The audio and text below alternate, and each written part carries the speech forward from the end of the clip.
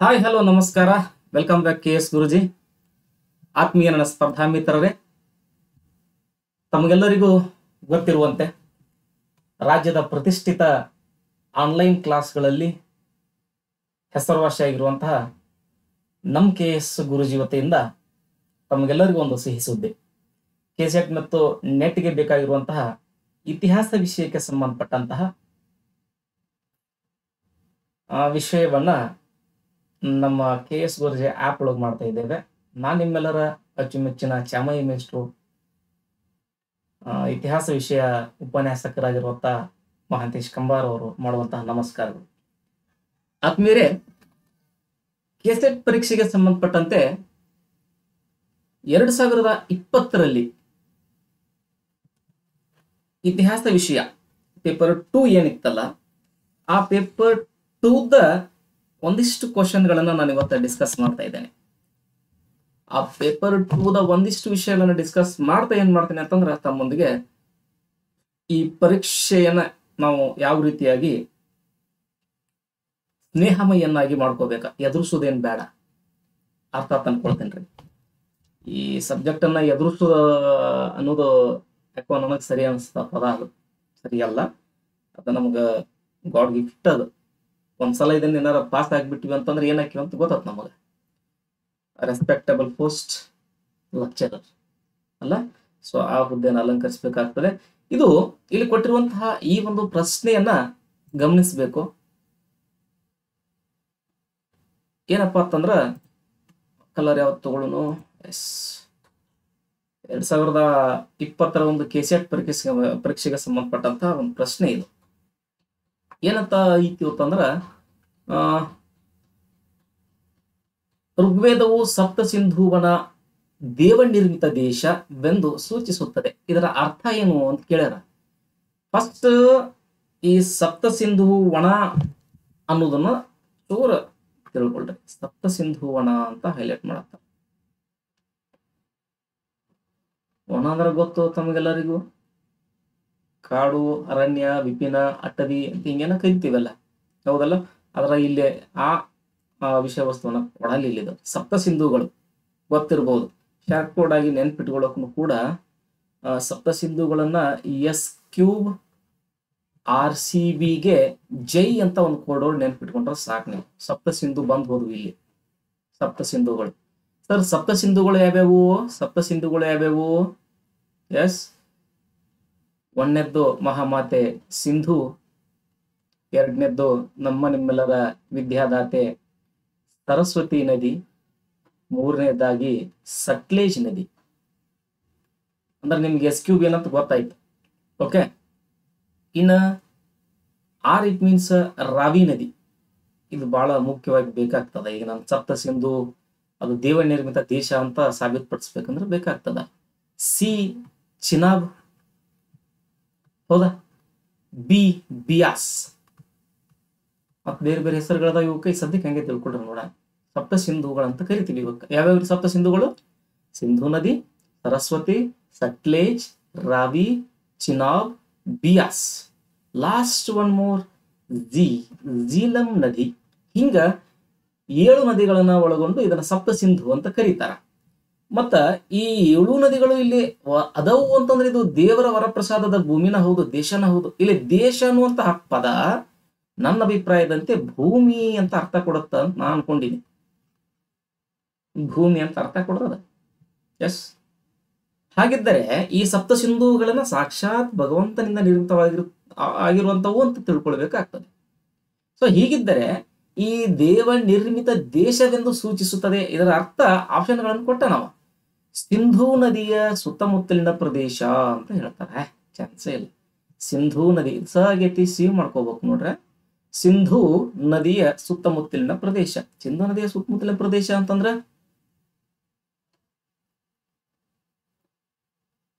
Rough ಒಂದು map ಮಾಡ್ತೀನಿ. Okay, ಇಲ್ಲೇನದಲ್ಲ, ಇದರ ಸುತ್ತಮುತ್ತಲಿನ ಪ್ರದೇಶ ಅಂತ ಕರೆಯತ್ತಾರೆ ಈಗ ಅವ್ರು. ಹೌದು, ಆ ಸುತ್ತಮುತ್ತಲಿನ ಪ್ರದೇಶ ಹೆಂಗ ನಿರ್ಮಾಣ ಆಯ್ತು? ಯಾರ ವರಪ್ರಸಾದ? ಇದೇ ಕಾನ್ಸೆಪ್ಟ್. ಓಕೆ, ಇನ್ನು ಇದನ್ನ ದೈವಿಕ ಭೂಮಿ ಅಂತ ಕರೀತಾರೆ. ದೈವಿಕ ಭೂಮಿ ಇದಕ್ಕೆ ಸಂಬಂಧಪಟ್ಟಂಗ ಐತಿ. ದೇವ ನಿರ್ಮಿತ ದೇಶ, ದೈವಿಕ ಭೂಮಿ. ಈಗಾಗಲೇ ದೇಶ ಅನ್ನೋದು ಇಲ್ಲಿ ಭೂಮಿ ಅಂತ ಅರ್ಥ ಕೊಡ್ತದ ಅಂತ ಹೇಳಿದ. ಸೊ ಹಾಗೆ ದೈವಿಕ ಭೂಮಿ. ಹಾಗಿದ್ರೆ ಆನ್ಸರ್ ನಾನಂತೀನಿ ಬಿ ಸರಿ ಅಂತ ನೋಡ್ರಿ. ಹಾಗೆ ಮೂರನೇ ಆಪ್ಷನ್ ರಾಕ್ಷಸ ಭೂಮಿ ಅಂತ. ಚಾನ್ಸ ಇಲ್ಲ. ಏನು ನಮ್ದು ಅಖಂಡ ಭರತ ಭೂಮಿ ಇತ್ತಲ್ಲ ಮುಂಚೆಯಿಂದಲೂ ಕೂಡ, ಎಲ್ಲ ಅನ್ನೋದು ದೇವರುಗಳು ನಡೆದಾಡಿದ ಭೂಮಿ, ರಾಕ್ಷಸ ಸಂತಾನವನ್ನು ಸಂಹಾರ ಮಾಡಿದ ಭೂಮಿನ ನಮ್ಮ ಭಾರತ ದೇಶ. ಸೊ ಹೀಗಾಗಿ ಇದು ರಾಕ್ಷಸರ ಭೂಮಿ ಅಲ್ರಿ, ಪುಣ್ಯವಂತರ ಭೂಮಿ, ದೇವತೆಗಳು ನಡೆದಾಡಿದಂತಹ. ಓಕೆ, ಇನ್ನ ಋಷಿ ಮುನಿಗಳ ಭೂಮಿ. ಹೌದು, ಅನಿಸ್ತದ ಇದ್ರ ಸಮೀಪ, ಬಟ್ ಅಲ್ಲ, ಇಲ್ಲಿ ದೇವ ನಿರ್ಮಿತ ಅಂದರ. ಈ ಋಷಿಗಳನ್ನ ನಿರ್ಮಾಣ ಮಾಡಿದ್ದು ಕೂಡ ಭಗವಂತ ದೇವರೇ, ಇವರು ದೇವರ ಆರಾಧಕರೇ. ಸೊ ಹೀಗಾಗಿ ಆಪ್ಷನ್ ಬಿ ಏನಾಗುತ್ತ ಅಂತಂದ್ರ ಬಹಳ ಸರಿಯಾದ ಉತ್ತರ. ಸರ್, ಇದಕ್ಕೆ ಸಂಬಂಧಪಟ್ಟಂಗೆ ಒಂದಿಷ್ಟು ಎಕ್ಸಾಂಪಲ್ಗಳನ್ನು ನೋಡೋಣ. ಇಲ್ಲಿ ಒಂದು ನದಿಯನ್ನ ತಗೊಳ್ಳೋಣ. ಯಾವ ನದಿ ತಗೊಳ್ಳೋಣ? ರಾವಿ ನದಿ ತಗೊಳ್ಳೋಣ. ಅಥವಾ ಅದನ್ನ ಪರುಷ್ಣಿ ಅಂತ ಕರೀತಾರ. ಅದನ್ನ ಅಂತ ಕರೀತಾರ್ರಿ? ಪರುಷ್ಣಿ ನದಿ ಅಂತ ಕರೀತಾರ. ನಿಮ್ಗೆ ಗೊತ್ತಿರಲಿ, ಭಾರತ ದೇಶದ ಮೊದಲ ಯುದ್ಧ ನಡೆದಿದ್ದೆ ದಟ್ಸ್ ಆಲ್ ರಾವಿ ನದಿ ದಂಡಿ ಮ್ಯಾಗ. ಎಲ್ಲೈತಪ್ಪ ಅಂತಂದ್ರ ಋಗ್ವೇದದೊಳಗ ಉಲ್ಲೇಖ ಅದ. ಋಗ್ವೇದದಾಗ ಉಲ್ಲೇಖ ಅದ. ಏನಪ್ಪಾ ಅಂತಂದ್ರ ದಶರಾಜನ್ ಯುದ್ಧ. ದಶರಾಜನ್ ಯುದ್ಧ. ಇಲ್ಲಿ ಮಠ ಏನೇನು ಯುದ್ಧಗಳಾಗ್ಯಾವಲ್ಲ ಅವೆಲ್ಲವೂ ಸಣ್ಣ ಪುಟ್ಟ ಕದನಗಳು, ಜಗಳಗಳಾಗಿದ್ದು. ಕಾರಣ ಏನ್ರಿ ಸರ್ ಅಂದ್ರ, ಎಸ್, ನಾವು ಗೋಪಾಲಕ. ಅಂದ್ರೆ ಈ ದಶರಾಜನ್ ಯುದ್ಧ ಅಂತ ಬಂದಾಗ ಇದಕ್ಕೆ ಇನ್ನೂ ಒಂದು ಹೆಸರದ, ದಸ್ಯುಗಳ ಕಾಳಗ ಅಥವಾ ದಸ್ಯುಗಳ ಯುದ್ಧ ಅಂತ ಕರೀತಾರೆ. ಇಲ್ಲಿ ದಸ್ಯುಗಳು ಅಂತಂದ್ರ ಬೇರೆ ಯಾರು ಅಲ್ಲ, ಕುಲೀನರು ಅಥವಾ ಕೃಷಿಕರು ಅಂತ ಕರೆಸ್ಕೊಳ್ಳೋರು. ಅಥವಾ ಏನಂತ ಕರ್ಸ್ಕೊಳ್ತಾರ್ರಿ? ಕೃಷಿಕರು ಅಂತ ಕರ್ಸ್ಕೊಳ್ತಾರ. ಅವ್ರ ಏನಪ್ಪಾ ಅಂತಂದ್ರ ಕೃಷಿಕರು ಹೆಂಗಾಗ್ತಾರ? ಹೆಂಗಾಕಾರ ಕೃಷಿಕರು? ಟ್ಯಾಕ್ಟ್ರಿ, ಬೈಕು, ಕಾರು, ಲಾರಿ, ಟಮ್ಟಮ್ಮು, ಅವರೆಲ್ಲರೂ ಕೃಷಿಕರಿಗೆ ಬೇಕಾದ ಸಹಾಯಕರು. ಬಟ್ ಕೃಷಿಕ ಅಂತ ಮೂಲತಃ ಹೆಂಗ್ ಕಲಿಸ್ಕೊಳ್ತಾನ ಅಂದ್ರ, ಅವನ ಕಡೆಗೆ ಸಂಪತ್ತಿರ್ಬೇಕ. ಯಾವ ಸಂಪತ್ತಿರ್ಬೇಕು ಅಂದ್ರ, ಎಸ್, ಗೋವಿನ ಸಂಪತ್ತಿರ್ಬೇಕ, ದನಕರುಗಳ ಸಂಪತ್ತಿರ್ಬೇಕು. ಆಗ ಗೋ ಬಹಳ ಇಂಪಾರ್ಟೆಂಟ್ ಇತ್ತು, ಬಹಳ ತಮೂಲ್ಯವಾಗಿರ್ತಕ್ಕಂಥದ್ದು, ಒಂದು ಅನರ್ಘ್ಯ ರತ್ನ. ವೇದಗಳ ಕಾಲದ ಮನುಷ್ಯನಿಗೆ ಇಂಪಾರ್ಟೆಂಟ್ ಏನಂದ್ರೆ ಗೋವಾಗಿತ್ತು. ಅದು ಕೊಲ್ಲಲಾಗದ ಸಂಪತ್ತು, ಅನರ್ಘ್ಯ ಅಂತ ಕರೀತಾರ ಅಂತ ಬರ್ತದ ನಮಗ ವೇದಗಳನ್ನ ಓದ್ಬೇಕಾದ ಸಂದರ್ಭದಲ್ಲಿ. ಇರ್ಲಿ, ಇಲ್ಲಿ ಯಾರ ಕಡೆಗೆ ಹೆಚ್ಚು ಗೋವುಗಳ ಸಂಖ್ಯೆ ಇರ್ತಿತ್ತು ಮತ್ತ ಅವ್ ಮೇಸಕ್ ಹೋಗ್ಬೇಕಲ್ಲ. ಎಲ್ಲಿ ಹುಲ್ಗಾವಲ ಐತೆ ಅಲ್ಲಿ ಮೇಸಕ್ ಹೋಗ್ಯದ. ಮತ್ತ ಅಲ್ಲಿ ಒಬ್ರು ಇರ್ತಾರಲ್ಲ, ಮಗ ನೀ ನನ್ನ ಜಮೀನಿಗೆ ಯಾಕೆ ಬಂದಿ, ನನ್ನ ಭೂಮಿಗೆ ಯಾಕೆ ಬಂದಿ, ನೀನ್ ದನ ನಿನ್ ಕಡೆಗೆ ಮೇಯಿಸ್ಕೊಂಡು ನನ್ನ ದನ ನನ್ನ ಕಡೆಗೆ ಮೇಯಿಸ್ಕೊಂತೀನಿ ಅಂತೇಳಿ. ಆ ರಾವಿ ನದಿ ಮೇಲ್ದಂಡೆ ಕೆಳದಂಡೆ ಅಂತ ಹೇಳ್ತಾರೆ. ಈಗ ನನ್ನ ಪುರುಷ ನದಿಯ ಮೇಲ್ದಂಡೆ ಕೆಳದಂಡೆ ಅಂತ ಹೇಳ್ತಾರ. ಇಲ್ಲಿ ಒಂದು ಭರತ ಕುಲ ಅಂತಿತ್ತು, ಇನ್ನೊಂದು ಸುದಾಸನ ಕುಲ ಅಂತಿತ್ತು. ಇದಕ್ಕೆ ಕಾರಣ ಯಾರು ಅಂತ ಕೂಡ ನಿಮ್ಗೆ ಬರ್ತೈತಿ. ಯಾವ ಮಂಡಲದಾಗ ಐತಿ ಅಂತ ಕೂಡ ಕೇಳ್ತಾರ. ಗೊತ್ತಿರಲೆ, ಅವೇನಿ ಸದ್ಯಕ್ಕೆ ಬೇಡ, ಸಬ್ಜೆಕ್ಟ್ ಶುರುವಾದಾಗ ನೋಡೋಣ ಅಂತ. ಅಲ್ಲಿ ಭರತ ಕುಲ ಮತ್ತು ಇಬ್ರು ಐದೈದು ಮಂದಿ ಸೇರ್ತಾರ. ದಶ ಆಗತ್ತದ ಅಂದ್ರ 10 ಅಂತ ಆಕೈತಿ. ಸೇರ್ಕೊಂಡ್ ಏನ್ ಮಾಡ್ತಾರ, ರಾವಿ ನದಿ ದಂಡಿ ಮ್ಯಾಗ ಆ ಋಗ್ವೇದದ ಇಷ್ಟನೇ ಮಂಡಲದಲ್ಲಿ ಉಲ್ಲೇಖ ಅದ. ಕಾರಣ ಇಂತಹ ಮುನಿಗಳು ಅಂತ ಅದ. ಓಕೆ, ಇನ್ನೂ ಬಾಳದ ಮುಂದ. ಸೊ ಹಿಂಗ ಏನಾಗತ್ತ ಋಗ್ವೇದದೊಳಗ ಈ ಸಪ್ತ ಸಿಂಧುಗಳನ್ನು ಕೂಡ ಏನ್ ಮಾಡ್ತಾರ ಅಂದ್ರ ಹೆಸರಿಸ್ತಾರ. ಕೆಲವಷ್ಟು ಕಡೆಗೆ ಯಮುನಾ ನದಿಯನ್ನು ಕೂಡ ಏನ್ ಮಾಡ್ತಾರ ಅಂದ್ರೆ ಹೆಸರಿಸರ ತಿಳ್ಕೊಂಡು ಓದ್ತೀವಿ. ಮತ್ತೆ ಇಲ್ಲಿ ಇನ್ನೂ ಒಂದು, ಭಾರತ ದೇಶದ ಮೊದಲ ತ್ರಿವರ್ಣ ಧ್ವಜ ಹಾರಿದ್ದು ಕೂಡ ರಾವಿ ನದಿ ದಂಡಿ ಮ್ಯಾಗ. ಎಸ್, ಗೊತ್ತಿರ್ಲಿ, ಮಾಡರ್ನ್ ಹಿಸ್ಟ್ರಿ ಬಂದಾಗ ಹೇಳ್ತೇನೆ ನಾನು. ವಾಪಸ್ಸು ನಮ್ಮ ಭಾರತ ದೇಶದ ಮಹಾನ್ ಹುತಾತ್ಮರಾಗಿರ್ತಕ್ಕಂಥ ಭಗತ್ ಸಿಂಗ್, ರಾಜ್ಗುರು, ಸುಖದೇವರನ್ನ ಬ್ರಿಟಿಷರ ಗಲ್ಲಿಗೇರಿಸಿದಾದ್ಮೇಲೆ ಭಾರತೀಯರಿಗೆ ಗೊತ್ತಾಗದಂತೆ ಏನ್ ಮಾಡ್ತಾರ, ಅದೇ ರಾವಿ ನದಿ ದಂಡಿ ಮ್ಯಾಗ ಏನ್ ಮಾಡ್ತಾರ ಅಂದ್ರೆ ಕಿಚ್ಚು ಮಾಡ್ತಾರ, ಸುಡ್ತಾರ. ಈ ಸುದ್ದಿ ಮುಂದೆ ಹಬ್ಬತ್ತ ಏನೇನಾಗ್ತದ ಅಂತ ನಿಮ್ಗೆಲ್ಲ ಮಾಡರ್ನ್ ಹಿಸ್ಟ್ರಿಗೂ ಸಿಗ್ತದೆ. ಸೊ ಹಿಂಗ್ ಕಂಟೆಂಟ್ ಗಳನ್ನ ರೆಡಿ ಮಾಡ್ಕೊಳ್ರಿ. ಅಲ್ಲಿ ಋಗ್ವೇದವು ಸಪ್ತಸಿಂಧು ವನವನ್ನು ದೇವನಿರ್ಮಿತ ದೇಶವೆಂದು ಸೂಚಿಸುತ್ತದೆ. ಇದರ ಅರ್ಥ ಏನು ಅಂದಾಗ 360 ಡಿಗ್ರಿ ಆಂಗಲ್ ಒಳಗ ಚೂರು ಅಧ್ಯಯನ ಮಾಡಿದ್ರಿ ಅಂದ್ರೆ ನೆಕ್ಸ್ಟ್ ಈ ಸದ್ಯಕ್ಕೆ ಬರ್ತಕ್ಕಂಥ ಕ್ವಶನ್ ಪೇಪರ್ ವೇದಗಳಿಗೆ ಸಂಬಂಧಪಟ್ಟಂತಹ ಕ್ವಶನ್ಗಳು ಒಂದ್ ಅಥವಾ ಎರಡು ಇರ್ತಾವಂತ ತಲೆಗೆ ಇಟ್ಕೊಂಡ್ಬಿಟ್ರೆ. ಓಕೆ, ಸಪ್ತಸಿಂಧು ಇಲ್ಲಿ ಸರಸ್ವತಿಗೆ ಗುಪ್ತಗಾಮಿನಿ ಅಂತ ಕರೀತಾರ, ಗ್ರೀನ್ ಬೆಲ್ಟ್ ಅಂತ ಕರೀತಾರ. ಹಿಂಗ ಇತ್ತಿತ್ಲಾಗ ಏನಾದ್ರು ಮತ್ತೆ ಆವಿರ್ಭಾವ ಆಗೈತೆ ಅಂತ, ಉದ್ಭವ ಆಗೈತೆ ಅಂತ ನಾವು ಟಿವಿ ಚಾನಲ್ಗಳಲ್ಲಿ ನೋಡಿದ್ವಿ. ಸೊ ಈ ರೀತಿಯಾಗಿರ್ತಕ್ಕಂಥ ಕಾನ್ಸೆಪ್ಟ್ಗಳನ್ನ ಮಾಡ್ಕೊಂಡು ಹೋಗ್ಬೇಕಾಗ್ತದೆ. Okay, so yes, next question ಹೋಗ್ರಿ. ಏನಂತದ, ಬಹಳ ಚಂದ ಐತಿ ನೋಡ್ರಿ.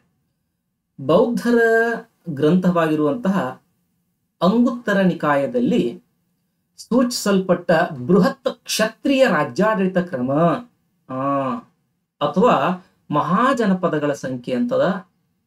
ನೀವು ಕೆಸೆಟ್ ಮಂದಿಗೆ ಈ ವರ್ಡ್ ಇಂಪಾರ್ಟೆಂಟ್ ನೋಡ್ರಿ. ರಾಜ್ಯಾಡಳಿತ ಕ್ರಮ ಅಂದ್ರೂ ಒಂದ, ಮಹಾಜನಪದಗಳ ಸಂಖ್ಯೆ ಅಂದ್ರೂ ಕೂಡ ಒಂದೇ ಅನ್ನುವಂಥ ಅರ್ಥವನ್ನ ಇಲ್ಲಿ ಕೊಟ್ಟಾರ. ಓಕೆ, ಸೊ ಹಾಗಿದ್ದರೆ ಈ ಬೌದ್ಧರ ಅಂಗುತ್ತರ ನಿಕಾಯ ಅಂತ ಬಂದಾಗ ಒಂದಿಷ್ಟು ಕಾನ್ಸೆಪ್ಟ್ಗಳನ್ನು ತಿಳ್ಕೊಟ್ರೆ, ಇಲ್ಲಿ ಮಹಾಜನಪದಗಳ ಸಂಖ್ಯೆ ಡೈರೆಕ್ಟ್ ಗೋಸ್ ಟು ಆನ್ಸರ್ನ 16 ಅದಾವ. ಮಹಾಜನಪದಗಳು ಎಷ್ಟದಾವ? 16 ಅದಾವ. ಇದೊಂದು ಸ್ಪೆಸಿಫಿಕ್ ಕಂಟೆಂಟೇ ಇರ್ತದ ನಿಮಗ ಫಿಕ್ಸ್ ಇದು.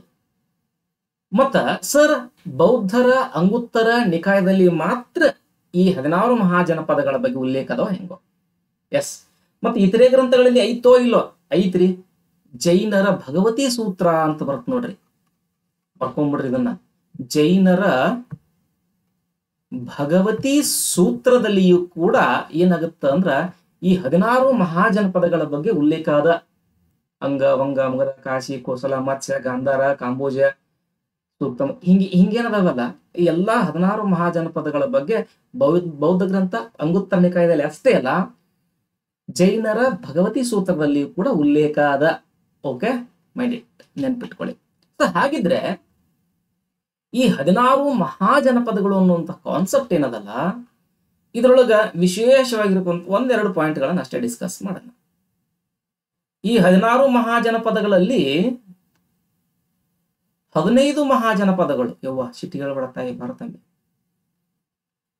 15 ಮಹಾಜನಪದಗಳು ಎಲ್ಲಿ ಇದ್ದುವು ಅನ್ನೋದನ್ನ ತಿಳ್ಕೊಳ್ರಿ. ಗಂಗಾ ನದಿ ಬಯಲಿನೊಳಗ ಇದ್ದಂಥವು. ಗಂಗಾ ನದಿ ಬಯಲು, ಗಂಗಾ ನದಿ ಬಯಲಿನೊಳಗ ಏನಾಗ್ತೈತೆ ಅಂದ್ರ ಸ್ಥಾಪನೆ ಆಗಿರುವಂತದ್ದು. ಸರ್ 15 ಅಷ್ಟ ಹೇಳತ್ತೀರಿ, ಮತ್ತ 16 ನದಿಯಲ್ಲಿ ಹೋತ್ರಿ ಅಂತಂದ್ರ ನಮ್ ತಾಕೈತ್ರಿ ಅದು ಅಸ್ಮಾಕ್ ಅಥವಾ ಆಸ್ಮಾಕ್ ಅಂತ ಕರೀತಾರ. ಇವೆಲ್ಲ ರಾಜಧಾನಿ, ರಾಜ, ಸ್ಥಳ, ಎಲ್ಲ ನೋಡೋಣ ಆಮೇಲೆ. ಅಸ್ಮಾಕ್ ಅಂತಕ್ಕಂಥದ್ದು ಅಂದ್ರ, ಈ ಅಸ್ಮಾಕ್ ಅಂತಕ್ಕಂತಹ ಒಂದು ಮಹಾಜನಪದವನ್ನ ದಕ್ಷಿಣ ಭಾರತದ ಏಕೈಕ ಮಹಾಜನಪದ ಅಂತ ಕರೀತಾರ ನೋಡ್ರಿ. ಇದನ್ನ ಏಕೈಕ ಮಹಾಜನಪದ ಅಂತ ಕರೀತಾರ. ಓಕೆ, ಅಸ್ಮಾಕ್ ಯಾವ ನದಿ ದಂಡಿ ಮ್ಯಾಗ ಐತಿ ಅಂತಂದ್ರ ಗೋದಾವರಿ ನದಿ ದಂಡಿ ಮ್ಯಾಗ ಐತಿ. ಇದು ಯಾವ ನದಿ ದಂಡಿ ಮ್ಯಾಗ ಐತ್ರಿ? ಗೋದಾವರಿ ನದಿ ದಂಡಿ ಮ್ಯಾಗ ಐತಿ. ಸೀರಿಯಸ್ ಆಗಿ ಸಬ್ಜೆಕ್ಟ್ ಹೇಳತ್ತೇನೆ, don't worry. Okay, so once more, ಈ ಅಂಗುತ್ತರ ನಿಕಾಯದಾಗ ಅಷ್ಟೇ ಇಲ್ರಿ 16 ಮಹಾಜನಪದಗಳ ಬಗ್ಗೆ ಜೈನರ ಭಗವತಿ ಸೂತ್ರದಾಗೋದ. 16 ಮಹಾಜನಪದಗಳಲ್ಲಿ 15 ಎಲ್ಲಿಗೆ ಅವತ್ತಂದ್ರ ಗಂಗಾ ನದಿಯ ಬಯಲಿನೊಳಗೆ ಏನಾಗ್ಯಾವ ಅಂದ್ರ ಹೆಸರಿಸಲ್ಪಟ್ಟವ, ಸ್ಥಾಪನೆ ಆಗ್ಯಾವ. ಅಲ್ಲೇ ಯಾಕಂದ್ರ ಫಲವತ್ತಾದ ಭೂಮಿ ಅದ.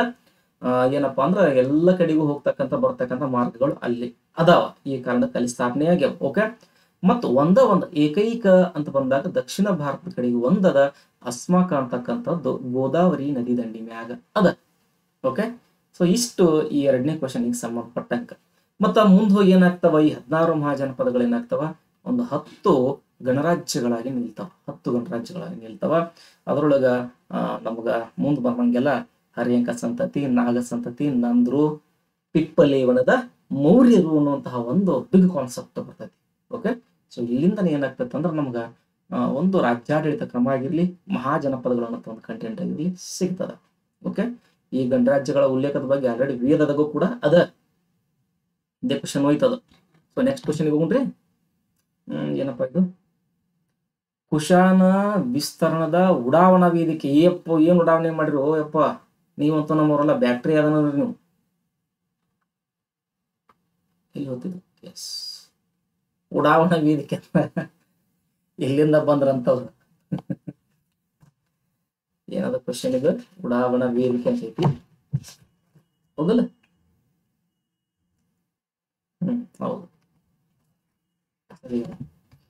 ಏನಂತಪ್ಪ ಅಂತಂದ್ರ ಇವ್ರ ಬಗ್ಗೆ ತಿಳ್ಕೊಬೇಕಾಕತಿ. ಎಲ್ಲಾ ಕೆಸೆಟ್ಟು ನೆಟ್ಟು ಎಲ್ಲಾ ಹಲಸಟ್ಟು ಎಲ್ಲಾ ಎಕ್ಸಾಮ್ಗೂ ಫಿಕ್ಸ್ ಇವ್ರು. ಯಾಕೆ ಇವ್ರನ್ನ ಪಠ್ಯಕ್ರಮಕ್ಕೆ ತಂದು ಕೊಡ್ತಾರ ಅನ್ನೋದು ಮೋಸ್ಟ್ ಇಂಪಾರ್ಟೆಂಟ್ ರೀ. ಕ್ವಶನ್ ಯಾಕೆ ಬರ್ಬೇಕು ಇವ್ರು? Very simple. ಎಲ್ಲೋ ಬೇರೆ ದೇಶದನ್ನೋರು ಭಾರತ ದೇಶಕ್ಕೆ ವಲಸೆ ಬಂದು ನಮ್ಮ ಭಾರತ ದೇಶದ ಬೌದ್ಧ ಧರ್ಮವನ್ನು ಅನುಸರಿಸಿ ಅದರಂಗ ಇದ್ದು ಬದುಕಿ ಇಲ್ಲೇ ಸತ್ತು ಹೋಗ್ಯಾರ ಅವರು. ಹಿಂಗಾಗಿ ನಮ್ಮ ಭಾರತ ದೇಶ ಎಷ್ಟು ಮಹತ್ವದ್ದು, ಆದ್ರೆ ಇರ್ತಕ್ಕಂತಹ ಧರ್ಮಗಳು ಎಷ್ಟು ಇಂಪಾರ್ಟೆಂಟು, ಏನ್ ಭಾವೈಕ್ಯತೆ, ಇವೆಲ್ಲದರ ಸಾರವನ್ನು ಪಠ್ಯಕ್ರಮದಾಗ ತಿಳಿಸ್ಬೇಕು. ನಮಗೆ ಅಭ್ಯರ್ಥಿಗಳಿಗೆ ವಿದ್ಯಾರ್ಥಿಗಳಿಗೆ ತಿಳಿಸ್ಬೇಕು ಅಂತ ಕೊಟ್ಟಿರ್ತಾರ. ಓಕೆ, ಬಡ ಬಡ ನಮ್ಮ ಸುತ್ತಮುತ್ತಿರೋರ್ನ ಕೊಟ್ಟು ಕೆಸೆಟ್ ಎಕ್ಸಾಮು ನೆಟ್ ಎಕ್ಸಾಮ್ ಬರೀ ಪಾಸ್ ಮಾಡಿಬಿಟ್ರೆ ಆತಪ್ಪ ಅನ್ನಂಗಿಲ್ಲ, ಎಲ್ಲ ಗೊತ್ತಿರ್ಬೇಕು ಅನ್ನೋ ದೃಷ್ಟಿಯಿಂದ ಕೊಟ್ಟಿರ್ತಾರ. ನೋಡ್ರಿ, ಕುಶಾಣರ ವಿಸ್ತೀರ್ಣದ ಉಡಾವಣಾ ವೇದಿಕೆ ಅಂತ ಕೇಳತ್ತಾರ, ಕೌಸಾಂಬಿ ಅಂತ ಕೇಳತ್ತಾರ. ಎಲ್ಲ ಇದು ಯಾವ್ದ ಸಕಸ್ತನ ನನಗ್ ಭೇಟಿ ಆಗಿಲ್ಲ ಇಲ್ಲಿವರೆಗೆ. ಇದು ಇತಿಹಾಸದಾಗ ಇವತ್ತು ಸಿಕ್ಕೈತಿ. ಮತ್ತ ಈ ಪಾಟ್ಲಿಪುತ್ರ ಆನ್ಸರ್ ಸರಿ ಅಲ್ಲ, ಮತ್ತ ಬರ್ದತ್ತದ ಇಲ್ಲಿ ಮಟ್ಟ ಸಾಮ್ರಾಜ್ಯ ವಿಸ್ತರಣೆ ಆಗೈತಿ. ಬಟ್ ಮೂಲತಃ ಎಲ್ಲಿಯವ್ರ ಇಂಪಾರ್ಟೆಂಟ್ ಬ್ಯಾಕ್ಟೀರಿಯಾದವ್ರಿ ಅವರು. ಸರ್ ಹಾಗಿದ್ದರೆ ಈ ಕುಶಾಣರ ಬಗ್ಗೆ ಸ್ವಲ್ಪ ಕಂಟೆಂಟ್ ತಿಳ್ಕೊಳಕ್ ಓದಿವಿ ಅಂತಂದ್ರ, ಇಲ್ಲಿ ಮೊದಲಕ್ಕ ನಮಗ ಇವರು ಪರ್ಷಿಯಾ ಅಥವಾ ಬ್ಯಾಕ್ಟೀರಿಯಾ ದೇಶದಿಂದ ಒಂದು ಯೂಚಿ ಬುಡಕಟ್ಟು ಅಂತ ಬರುತ್ತೆ. ಅದು ಏನ್ ಮಾಡಕ್ ಬರಲ್ಲ, ಅಲ್ಲಿ ಅವರು ಚಿಂಗ್ ಚಿಂಗ್ ಚಾಂಗ್ ಎಲ್ಲಿ ಸಿಗ್ತಾ ಯೂಚಿ ಬುಡಕಟ್ಟಿನವರು ಇವ್ರನ್ನ ಹೊರಗೆ ಹಾಕ್ತಾರ. ಅಂದ್ರ ಇವ್ರ ಬುಡಕಟ್ಟು ಬ್ಯಾರೆ ಐತಿ. ಕಿ ಶಿಯಾಂಗ್ ಅನ್ನುವಂತಹ ಬುಡಕಟ್ಟು ಇವ್ರು ಆಕ್ಚುಲಿ ಕುಶಾಣರದು ಕಿ ಶಿಯಾಂಗ್ ಅನ್ನೋ ಬುಡಕಟ್ಟು ಆಪ್ಷನ್ ಆಗಿತ್ತು. ಇದನ್ನ ಹಾಕ್ರಿಲ್ಲ ಅಂದ್ರೆ ಯೂಚಿನ ಹಾಕ್ರೆ ಕಿ ಶಿಯಾಂಗ್ ಅಂತಕ್ಕಂಥ ಬುಡಕಟ್ಟು. ಅಲ್ಲಿಂದ ಏನಾಗುತ್ತ ಅಂತಂದ್ರ ಯೂಚಿಗಳು ಸ್ವಲ್ಪ ಬಲಾಡ್ರಿದ್ರು, ಅವರು ಪಡಾಪಡ ಪಡದ ಕೆಲಸ ದಬ್ಬಿದ್ರು. ಹಂಗ ಬಂದ್ರಿ ಅವ್ರ ಇತ್ತಾಗ ಭಾರತ ದೇಶದ ಕಡೆಗೆ. ನಮ್ ದೇಶದ ಕಡೆ ಯಾರು ಬರ್ತಾರ ಅವ್ರನ್ನ ಕರ್ಕೊಂತೀವಿ, ನಾವು ಬಹಳ ಖುಷಿಯಿಂದ ಕರ್ಕೊಂತೀವಿ. ಅತಿಥಿ ಸತ್ಕಾರ ಮಾಡಿ ಕರ್ಕೊಂತೀವಿ. ವಾಸ್ಕೋಡಿಗಾಮ ನೆನಪದನಿಲ್ಲ, ಹೋಗುವ ಅತಿಥಿ ಸತ್ಕಾರ ಮಾಡಿದ್ರೆ ನಮ್ಮ ಹಿಂದೂ ಅರಸ ಜಾಮೂರಿಯನ್ನ ಬೆಶಗ ನಮ್ಮನ್ನ ನಾದೇ ಹೋಗ್ಯಾರ ನೋಡ್ರಿ ಶೇರ್ ಎಲ್ಲಿಗೆ ಬಿಡ್ನೆ ಎಸ್ ಕಿ ಶಿಯಾಂಗ್ ಬುಡಕಟ್ಟಿಗೆ ಸೇರಿದವರು. ಇರ್ಲಿ, ಇವರು ಸ್ಥಾಪಕ ಯಾರಪ್ಪ ಅಂತಂದ್ರ ಅವನು 1ನೇ ಕುಜಲ್ ಕ್ಯಾಡಪಿಸಸ್ ಅಥವಾ ಕುಸುಲಗ ಅಂತ ಕರೀತಾರ. ಯಾಕೆ ಇವನ್ ಕರ್ಕೊಂಡ್ ಬಂದೀನಿ ಅಂದ್ರ, ನಾನು ಪ್ರಾರಂಭದೊಳಗ ಇವ್ರ ರಾಜಧಾನಿ ಯಾವ್ದಿತ್ತಂದ್ರ ಪೇಶಾವರ ಪುರುಷಪುರ ಅಂತ ಕರೀತಾರ. ಅದನ್ನ ಪುರುಷಪುರ ಎಷ್ಟು ಚಂದ ಐತೋ ಹೆಸರಿದು. ಇವ್ರ ಪ್ರಾರಂಭ ರಾಜಧಾನಿ ಆಗಿತ್ತು ಕುಶಾಣರದು. ಇವ್ರು ಬೇರೆ ಬೇರೆ ಹೆಸರದ ಅವನು ಹೇಳ್ತಾನೆ. ವಾಪಸ್ಸು ಕುಶಾಣ ವಿಸ್ತರಣದ ಉಡಾವಣಾ ವೇದಿಕೆ ಚಾಳಿಸ್ ಹಾಕಿಲ್ಲ. ಕುಶಾಣರಿಗೆ ಸಂಬಂಧಪಟ್ಟಂತ ಕ್ವಶನ್ ಅದ. ಕುಶಾಣ ವಿಸ್ತರಣದ ಉಡಾವಣಾ ವೇದಿಕೆ ಅಂತ ಕರೆದಾರ. ಅವ್ರು ಎಲ್ಲಿಂದ ಬಂದ್ರತ್ ನೋಡು, ಶುರು ಮಾಡಿದ್ದೆ ಎಲ್ಲಿಂದ ಅಂತ ಅವ್ರು ಬರಾಕ. ಇಲ್ಲಿಂದ ಶುರು ಮಾಡ್ರ ಅವ್ರು ಬ್ಯಾಕ್ಟೀರಿಯಾದಿಂದ. ನಾ ಸೀದಾ ಆನ್ಸರ್ ಕೊಂಡಿನಿ. ಈ ಕೌಸಂಬಿ ಅಂತಲ್ಲ, ಇದು ಯಾವ್ದು ಸಕಸ್ತನ ಅಂತ. ನಾ ಶಿಕಲ ಅಂತ ಕೊಟ್ಟಿದ್ರ ಮೆನಾಂಡ್ರನ್ ರಾಜಧಾನಿ ಅಂತ ಹೇಳ್ತಿದ್ನ. ಇದ್ಯಾವ್ದ ಏನು ಹೊಸದಾಗಿ ಪಾಟ್ಲಿಪುತ್ರ ಏನಪ್ಪಾ ಅಂತಂದ್ರೆ ಇದು ಅವರು ಸಾಮ್ರಾಜ್ಯದ ವಿಸ್ತರಣೆ ಅಂತ ಬಂದಾಗ ಬರ್ತದ ಅದ. ಓಕೆ, ಸೊ ಹಾಗಿದ್ದಾರೆ ಈ ಕುಶಾಣ ವಿಸ್ತರಣದ ಉಡಾವಣಾ ವೇದಿಕೆ ಯಾವ್ದಂದ್ರೆ ಬ್ಯಾಕ್ಟೀರಿಯಾ ಆಗಿತ್ತು. ಅಂದ್ರ ನಮಗ ಕೆಸೆಟ್ ಎಕ್ಸಾಮ್ನ್ಯಾಗ ಕುಶಾಣರ ಮ್ಯಾಗ ಒಂದು ಪ್ರಶ್ನೆ ಐತ್ ಅಂದಂಗ ಆತು. ಫಿಕ್ಸ್, ಮೋಸ್ಟ್ ಇಂಪಾರ್ಟೆಂಟ್ ರೀ. ಇವ್ರು ಯಾಕೆ ಪಠ್ಯಕ್ರಮಕ್ಕೆ ಇವ್ರನ್ನ ಕೊಡ್ತಾರ ಅನ್ನೋದು ಇಂಪಾರ್ಟೆಂಟ್ ನೋಡಿ. ಎಲ್ಲೇ ಏನ್ ಸುದ್ದಿ, ಪರ್ಷಿಯಾ ದೇಶ, ಏನ್ ಬ್ಯಾಕ್ಟೀರಿಯಾ ದೇಶ, ಎಲ್ಲಿ ಏನ್ ಗ್ರೀಕ್ ದೇಶ, ಅಲ್ಲಿಂದ ಭಾರತ ದೇಶಕ್ಕ ಬಂದು ಯುದ್ಧ ಮಾಡಿ ಅಲ್ಲ ಗೆದ್ದಾರ ಅನ್ಕೊಡ್ರಿ. ಅವ್ರು ಗೆದ್ದಾರ ಬಿಡು ಅನ್ಕೊರ್ಯಾಕ, ಗೆದ್ದಾರ ಗೆದ್ದು ನಮ್ಗ ಮಳಗ್ಯಾರ ಅವ್ರು. ಅಷ್ಟು ಸತ್ಯವಾಗಿತ್ತು ಭಾರತ ದೇಶ. ಅಂದ್ರ ಭಾರತ ದೇಶದಲ್ಲಿಯ ಬೌದ್ಧ ಧರ್ಮಗಳನ್ನ ಅನುಸರಿಸಿ ಅದ್ರ ತಕ್ಕಂಗ ಬದುಕಿ ಸತ್ ಹೋದವ್ರು ಇವರೆಲ್ಲ. ಕುಶಾಣರಾಗಿರ್ಬೋದು, ಮೆನಾಂಡ್ರಾಗಿರ್ಬೋದು, ಮಿಲಿಂದ ಪಣ್ಣ ಅಂತ ಬರಿತಾನಲ್ಲ, ಮೆನಾಂಡರ್ನ 1000 ಪ್ರಶ್ನೆಗಳಂತ ಕರಿ ಅವ್ ಬಂದ್ರ ಬರುವ ನಿಮ್ಗೆ ಕೆಸೆಟ್ ಎಕ್ಸಾಮಕ್ಕ. ಮತ್ತ 2013 ಅಂತ ಹೇಳುದು ಇಲ್ಲಿ ಮಟ್ಟ ಕ್ವಶನ್ ಪೇಪರ್ ಅದ ಒಂದ್ ಕಡೆಗೆ ಇಲ್ಲ ಅಂತಲ್ಲ, ನೋಡಿನಿ ಅಲ್ಲ, ಅದಾವ್ ನೋಡದ್ರ ಬಹಳ ಇಂಪಾರ್ಟೆಂಟ್ ನೋಡ್ರಿ. ಹಾಗಿದ್ರೆ ಈ ಕುಶಾಣರು ಅಂತ ಬಂದಾಗ ಮೂಲತಃ ಯಾರು ಇವರು? ಅಲ್ಲಿ ಒಂದು ಯೂಚಿ ಬುಡಕಟ್ಟಂತ ಇತ್ತು. ಆಕ್ಚುಲಿ ಯೂಚಿಗಳಂತ ಕರೀತಾರೆ ಇವ್ರನ್ನ. ಈ ಈಚು ಬುಡಕಟ್ಟು ಏನ್ ಮಾಡತ್ತಂದ್ರೆ ಇವ್ರನ್ನ ಅಲ್ಲಿಂದ ಹೊರಗೆ ಹಾಕ್ತಾರೆ, ಇಲ್ಲಿಂದ ಬ್ಯಾಕ್ಟೀರಿಯಾದಿಂದ ಹೊರಗೆ ಹಾಕ್ತಾರ ಅಂತೇಳಿ.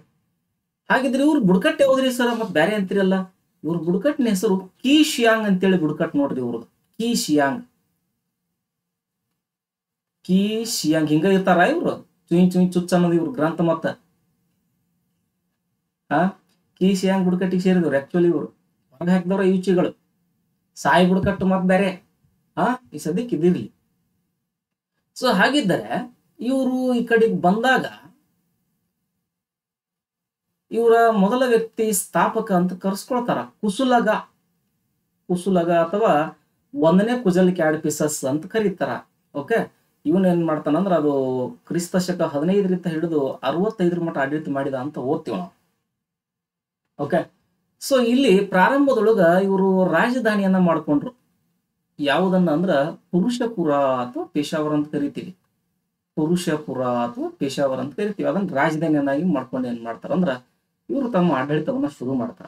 ಆ ಸಂದರ್ಭದಲ್ಲಿ ಇವರು ಏನ ಬ್ಯಾಕ್ಟೀರಿಯಾದಿಂದ ಬಂದಾರ. ಅಲ್ಲಿ ಐತಿನ ಇವ್ರದ್ದು ನೆಲೆ ಅದಾವ, ಇವ್ರು ಬಂದಾರ. ಇವ್ರು ಅಷ್ಟ ರೀಸನ್ಗಳಿರ್ತಾವ,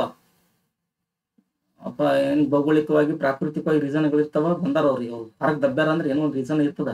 ಓಕೆ, ಸೊ ಹಾಗಿದ್ರೆ ಇವರು ಈ ಪುರುಷಪುರ ಅಥವಾ ಪೇಶಾವರ ರಾಜಧಾನಿ ಮಾಡ್ಕೊಂಡಾಗ ಇಲ್ಲಿಂದ ಹಿಡಿದು ಎಲ್ಲಿ ಹೋಗ್ತದ ಬ್ಯಾಕ್ಟೀರಿಯಾದವರೆಗೂ ಒಂದು ಸಾಮ್ರಾಜ್ಯದ ವಿಸ್ತರಣೆ ಅಂತ ಬರ್ತತಿ. ಓಕೆ, ಸೊ ಹಿಂಗೆ ಇವ್ರದ್ದು ಸಾಮ್ರಾಜ್ಯದ ವಿಸ್ತರಣೆ ಐತೆ ಅಂತ ಅನ್ಕೊಳ್ರಿ. ಸೊ ಅಂದಮೇಲೆ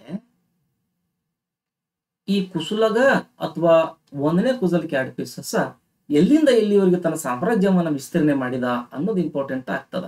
ಓಕೆ, ಸೊ ಇವನ ಆಕ್ಚುಲಿ ಎಲ್ಲಿಂದ ಎಲ್ಲಿ ಮಟ್ಟಪ್ಪ ಅಂತಂದ್ರ ಗಾಂಧಾರ ಅಂತ ಕರಿತೀವಿ. ಇಲ್ಲಿ ಅದ ಅಲ್ಲೇ ಬರ್ತದೆ ಮಗ್ಲ. ಗಾಂಧಾರದವರೆಗೂ ಸಾಮ್ರಾಜ್ಯವನ್ನ ವಿಸ್ತರಣೆ ಮಾಡ್ತಾನೆ. ಬಹಳ ಹೇಳ್ತಾನೆ ಇವ್ರ ಬಗ್ಗೆ ಸದ್ಯಕ್ಕೆ ತಿಳ್ಕೊಳ್ರಿ. ಮತ್ತ ಈ ಪುಣ್ಯಾತ್ಮ ಏನದನಲ್ಲ ಜೈನ ಧರ್ಮವನ್ನ ಅನುಸರಿಸ್ತಾನ. ಇವರು ರಾಜಾದಿರಾಜ ಮಹಾರಾಜ ಬಿರುದನ್ನು ಕೂಡ ಕಟ್ಕೊಡ್ತಾರ. ಇವರು ನಮಗ ಚಿನ್ನದ ನಾಣ್ಯಗಳನ್ನ ಪರಿಚಯ ಮಾಡಿಕೊಟ್ಟವ್ರೆ ಕುಶಾಣರು. ತಪ್ಪಿಗೆ ಕಾಲ ಹಾಕೊಂಡ ಬೂಟ ಇವನ್ನೆಲ್ಲ ಪರಿಚಯ ಮಾಡಿದವರು ಇವರು. ಬಟ್ ಇಲ್ಲಿ ಅವ್ರು ಕೇಳಿರುವಂತಹದ್ದು ಇದೇನದು ವ್ಯಾಪ್ತಿಯನ್ನ ಕೇಳಿರುವಂತ ಕಂಟೆಂಟ್ ಅಲ್ಲ. ಸೊ ಹೀಗಾಗಿ ಮತ್ತ ಇವನ ನಂತರ ಬರ್ತಕ್ಕಂತಹ ಅವನು ಚಿನ್ನದ ನಾಣ್ಯಗಳನ್ನ ಪರಿಚಯ ಮಾಡ್ತಾನೆ. ರೋಮ್ ಸಾಮ್ರಾಜ್ಯಕ್ಕೆ ಸಂಬಂಧಪಟ್ಟಂಗ ಅರಿಲ್ ಅಂತಕ್ಕಂಥ ಒಂದು ನಾಣ್ಯಕ್ಕೆ ಸಮಾನವಾಗಿರ್ತಕ್ಕಂಥ ಒಂದು ಚಿನ್ನದ ನಾಣ್ಯವನ್ನು ಜಾರಿಗೆ ತಗೊಂಡ್ಬರ್ತಾನ. ತನ್ನನ್ನು ತಾನು ಮಹೇಶ್ವರ ಅಂತ ಕರ್ಕೊಳ್ತಾನ. ಸೊ ಹಾಗಿದ್ರೆ ಅವ ಯಾರಪ್ಪ ಅಂತ ನಿಮಗೆ ಕೇಳಬಹುದು. So one and only is Bhima Kadphises. Bhima Kadphises ಅಂತ ಕರೀತಾರ. ಸೊ ಅವನು ಕೂಡ ನಮಗೆ ಇಂಪಾರ್ಟೆಂಟ್ ಆಗ್ತಾನ. ಓಕೆ, ಮತ್ತ ಇವ್ರಿಗೆ ಬೇರೆ ಹೆಸರು ಕೂಡ ಅದಾವಂತ ಹೇಳಿದ್ದೆ. ಇವ್ರನ್ನ ದೇವಪುತ್ರರು ಅಂತ ಕರೀತಾರ ನೋಡ್ರಿ. ಸಾಹಿತ್ಯನ ಇಂಪಾರ್ಟೆಂಟ್ ಇವ್ರು. ಇವ್ರನ್ನ ಟೋಚಾರಿಗಳು ಅಂತ ಕರೀತಾರ. ಇವ್ರನ್ನ ಟೋಚಾರಿಗಳು ಅಂತ ಕರೀತಾರ. ಇವ್ರನ್ನ ಗೊತ್ತಿರಲಿ ನಿಮಗ. ಓಕೆ, ಮತ್ತ ಕನಿಷ್ಕನ ಕಾಲಕ್ಕೆ, ಯಾರ ಕಾಲಕ್ಕೆ? ಕನಿಷ್ಕನ ಕಾಲಕ್ಕೆ 2ನೇ ಅಶೋಕ. ಎಷ್ಟನೇ ಬೌದ್ಧ ಧರ್ಮದ ಸಮ್ಮೇಳನ ಗೊತ್ತಿದ್ರೆ ಹಾಕ್ರಿ. ಇವರು ಬಿಹಾರದ ಮಟ್ಟ ಸಾಮ್ರಾಜ್ಯವನ್ನ ವಿಸ್ತರಣೆ ಮಾಡ್ತಾರ.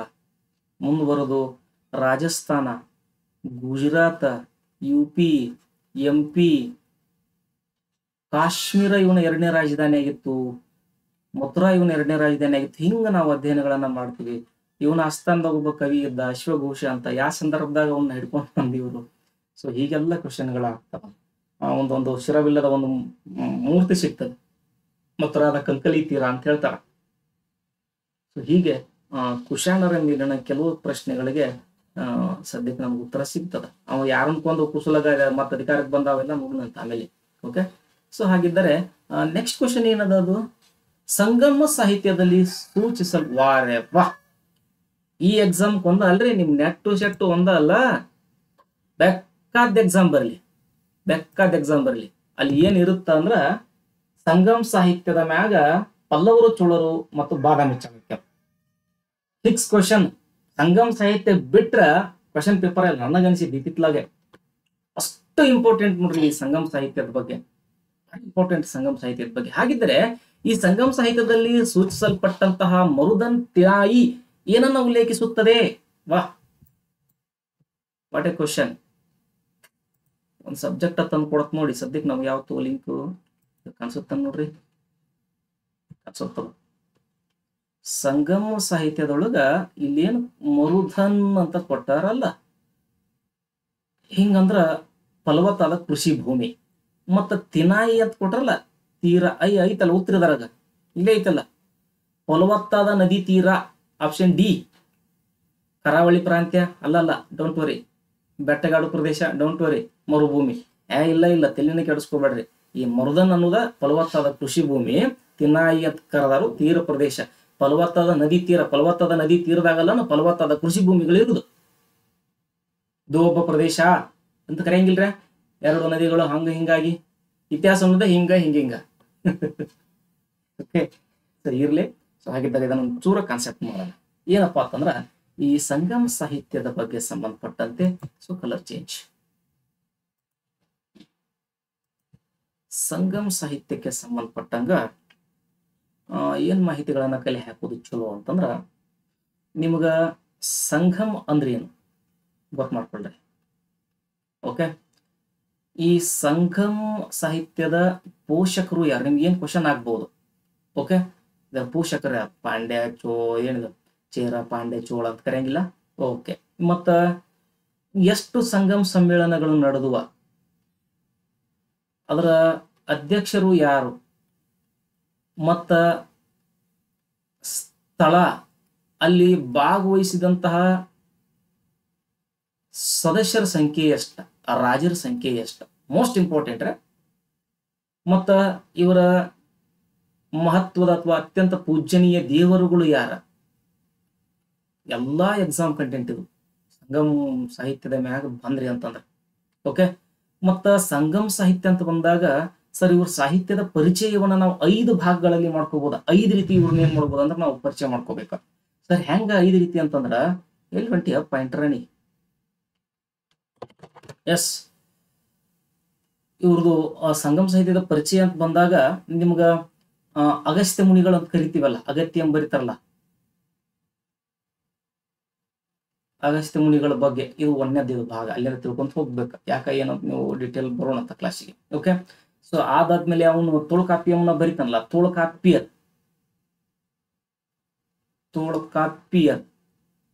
ಇದು 2ನೇ ಭಾಗವಾಗ ಇಲ್ಲೇ ನಾವು ತಿಳ್ಕೊಬೇಕಾದಾಗ 5 ಭಾಗ ನೆಲದ್ರಾಗ 2ನೇ ಭಾಗವಾಗಿ ಇವ್ರನ್ನ ಧ್ಯಾನ ಮಾಡ್ಬೇಕ. 3ನೇದ್ದು ಎಟ್ಟು ತೊಗೈ ಅಂತದು ಬಂದತ್ತಿದ ಅವರು ಭಾಷೆ ಎಟ್ಟು ತೊಗೈ ಅಂತಿದ್ದು 3ನೇ ಭಾಗ ಅಧ್ಯಯನ ಅಂದ್ರ 8 ಕಾವ್ಯಗಳು ಅಂತ ಕರೀತಾರೆ ಇಲ್ಲಿ. ಅಂದ್ರೆ ಸೇಮ್ ಸದ್ಯಕ್ಕೆ 2013 ಕ್ವೆಶನ್ ರೈಸ್ ಆಗಿರೋದ 8 ಕಾವ್ಯ ಅಂತ ಕರೀತಾರ. ಮತ್ತ 4ನೇದು ಯಾವ್ದು ಅಂದ್ರೆ ಪತ್ತು ಪಟ್ಟು ಅಂತಾನೆ ಬಂದ, ಪಡ್ಡಲ್ಲ ಪತ್ತು ಪಾಟು ಅಂತ ನಮ್ದ 2013 ಕೆಸೆಟ್ ಎಕ್ಸಾಮ್ನಾಗ. ಓಕೆ, ಆಪ್ಷನ್ ಕೂಡ ಐತದ, ಪತ್ತು ಪಾಟಿನ ಮ್ಯಾಗನ ಐತದ. ಹಿಂಗಂದ್ರೆ ಏನಪ್ಪಾ ಅಂದ್ರ 10 ಕಾವ್ಯಗಳ ಸಂಕಲನ ಇದು, 10 ಕಾವ್ಯಗಳ ಸಂಕಲನ ಇದು. ಇದು 4ನೇ ಭಾಗ ಆಯ್ತು. ಇದು 5ನೇ ಭಾಗ ಏನಪ್ಪಾ ಅಂತಂದ್ರ 17 ಕಿಲ್ ಕಣಕ್ಕು ಅಂತ ನೋಡೋದು. 17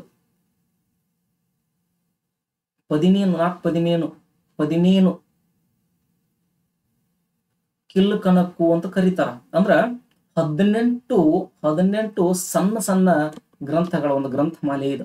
ಇಲ್ಲೇ ಇವು 5 ನೋಡ್ಕೊರೆ ನಿಮ್ ಕೆಸೆಟ್ ಎಕ್ಸಾಮ್ ನೆಟ್ ಎಕ್ಸಾಮ್ ಇವು ಎಕ್ಸಾಮ್ ಕಂಟೆಂಟ್ ಇವು. ಮತ್ತ ಫಸ್ಟ್ ಕ್ಲಾಸ್ ಹಿಂಗ ಉಳಿದು ಹೆಂಗ ಚಂದದಾವ ಡೌಂಟ್ ವರಿ. ಮತ್ ಇಷ್ಟ ಅಲ್ರಿ, ನೀವು ಹಿಂಗ ಕುಂತೀರಿ ಇದ್ರ ಮ್ಯಾಗ ಇವ್ರದ್ದು ಆಡಳಿತದ ಬಗ್ಗೆನೂ ತಿಳ್ಕೊಳ್ರಿ, ನೀವು ಆಡಳಿತ ವಿಭಾಗದ ಬಗ್ಗೆನೂ ತಿಳ್ಕೊಳ್ರಿ, ಇವರ ಸಾಮಾಜಿಕ ಸ್ಥಿತಿಗತಿಗಳ ಬಗ್ಗೆನೂ ತಿಳ್ಕೊಳ್ರಿ. ಏನು ವಾಪಸ್ ಇವ್ರದ್ದು ಏನು ಆರ್ಥಿಕ ಜೀವನ ಅಂತ ಕರಿತೀವಲ್ಲ, ಆರ್ಥಿಕ ಜೀವನವನ್ನು ಕೂಡ ತಗೊಳ್ರಿ. ಇವ್ರದ್ದು ಸಂಗಮ ಸಾಹಿತ್ಯದ ಮ್ಯಾಗ ಬಹಳ ಅದ್ಭುತವಾಗಿರುವಂತ ಒಂದು ಕಂಟೆಂಟ್ ಇವ್. ಇದನ್ನ ನೀವು ರೆಡಿ ಆದ್ರೆ ಅನ್ಕೊಳ್ರಿ 2-3 ಮಾರ್ಕ್ಸ್ ಫಿಕ್ಸ್ ನೋಡಿ ನಿಮ್ಗ. ನೆಟ್ ಟು ಸೆಟ್ ಎಕ್ಸಾಮ್ಕ 2-3 ಮಾರ್ಕ್ಸ್ ಫಿಕ್ಸ್ ಹೋಗ್ಬಿಡತ್ತ ಜಕ್ಕೊಂದು. ಓಕೆ, ಬಹಳ ಅದ್ಭುತವಾಗಿರುವಂತ ಕಂಟೆಂಟು. ಸೊ ನಿಮ್ಗೆ ಗೊತ್ತಿರ್ಲಿ, ಇಲ್ಲಿ ಒಂದಿಷ್ಟು ಕೃಷಿ ಭೂಮಿಯ ಬಗ್ಗೆ ಮಾತಾಡಿದ್ನೆಲ್ಲ ಅದನ್ನ ಮಾತಾಡ್ತೀನಿ ನೋಡ್ರಿ. ನಾ ಈಗ 2 ಪಾಯಿಂಟ್ ಕೊಡ್ತೇನೆ ಅಷ್ಟೇ. ಇಲ್ಲಿ ಬರೋದ್ರಿಂದ ನಾನು ತಲೆ ಹಿಂದಾಗತ್ತದು. ಇಲ್ಲಿ ಬರೀ ಮರುಧನ್ ಅಂತ ಫಲವತ್ತಾದ ಕೃಷಿ ಭೂಮಿ, ಅದೊಂದು ಪಾಯಿಂಟ್ ಔಟ್ ಮಾಡ್ಕೊಳ್ರಿ. ಅಂದ್ರೆ ಕೃಷಿ ಬಗ್ಗೆ ಮಾತಾಡತ್ತೀವಿ. ಇಲ್ಲಿ ಕೃಷಿ ಬಗ್ಗೆ ಮಾತಾಡಕತ್ತೀವಿ ಅಂತಂದ್ರ ಇಲ್ಲಿ ಕಬ್ಬಿನ ಕೃಷಿಯನ್ನ ಶುರು ಮಾಡ್ತಾರ, ಕಬ್ಬು ಬೆಳಿತಾರ, ಅದಕ್ಕ ಏನಂತ ಕರೀತಾರ ಅಂತ ಕೇಳಬಹುದು. ಅಡಿಗೈ ಮಣ್ ಅಂತ ನೋಡೋದು, ಅಡಿಗೈ ಮಣ್ ಅಂತ ಕರೀತಾರ. ಕಬ್ಬು ಬೆಳೆಯವಂಗ ಅಂದ್ರೆ ಇವ್ರ ಬೆಳೆಗಳು ಪ್ರಮುಖ ಬೆಳೆಗಳು ಅಂತ ಬಂದಾಗ. ಮತ್ತ ಮೋಸ್ಟ್ ಇಂಪಾರ್ಟೆಂಟ್ ಇವ್ರದ್ದು ವ್ಯವಹಾರ ಮತ್ತು ವ್ಯವಸಾಯ ಅಂತ ವ್ಯವಹಾರ ಅಂತ ಬಂದಾಗ ಯಾವುದು? ಟ್ರಾನ್ಸಾಕ್ಷನ್, ಜವಳಿ ನೋಡ್ರಿ, ಜವಳಿ ಇಂಪಾರ್ಟೆಂಟ್ ಇವರು. ಹಿಂಗ್ ಇಂಪಾರ್ಟೆಂಟ್ ಎಲ್ಲ ಇಂಪಾರ್ಟೆಂಟ್ ನಡೆಯತ್ತ. ಮತ್ತೆ ಇಲ್ಲಿ ಒಬ್ಬ ಇವ್ ಬರ್ತಾನ ವೆಲ್ಲಲಾರ ಅಂತೇಳಿ,